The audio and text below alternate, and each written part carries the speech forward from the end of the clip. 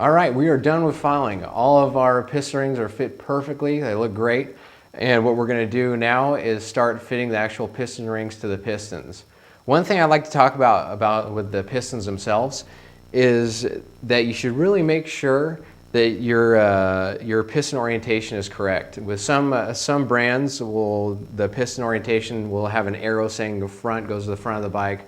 Others will want their valve pockets facing different directions, and you could run into a real problem if you put these in incorrectly. You could end up smashing a valve into the piston if it's not set in there correctly. So always read through the manual or through the instruction sheet with this specific brand of piston so you know what you're dealing with. Also, you should also take a look around the piston, make sure there's no burrs on the skirt of the piston, no dings, no dents. Make sure they're all in good shape. You want to make sure that you're not going to have any friction or any issues with these pistons once you stick them in the bike themselves.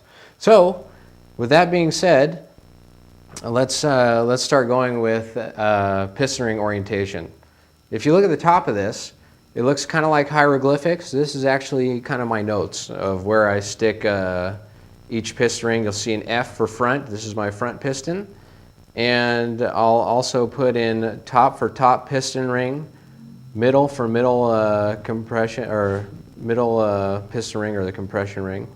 And we'll have a little other marks for our oil control rings where they go. You don't want to have the edges of the piston rings on hot spots of the piston, like say where an intake valve opens or where the exhaust valve is at. So once again, read the instructions. They'll point you in the right direction, and if you follow it correctly, you should be in good shape. So I'm going to sit this piston down right here on this rag, and we want to start with our oil control rings first. First oil control ring kind of looks like a, I don't know what you'd call that, but this one goes at the bottom. You set it in the groove, bottom groove here, and just walk it around. And you're going to do this with all the piston rings. You don't want to distort them. You don't want to bend them too far out of shape. And the top rings, you pull too hard, you'll break them. So you just want to have the least amount of flex as possible. And we'll follow it with our second oil control ring. Put it down at the bottom here of this spacer ring that I just stuck in there. And walk it across.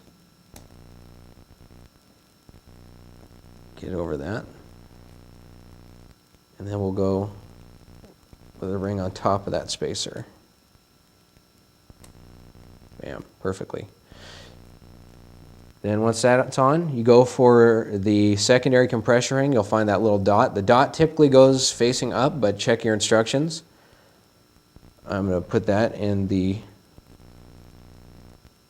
its groove. Stretch that over.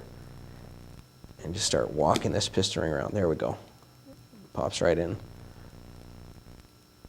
Then for our compression ring.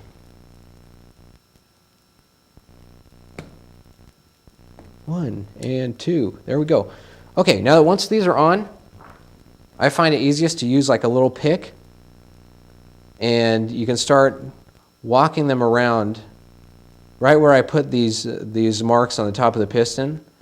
Is where I want my ring end gap to be. So the T here, and just start working around the piston where you designated them. And then after the piston is all set up with the rings correctly oriented, we can put them in the bike and then put the cylinders over them.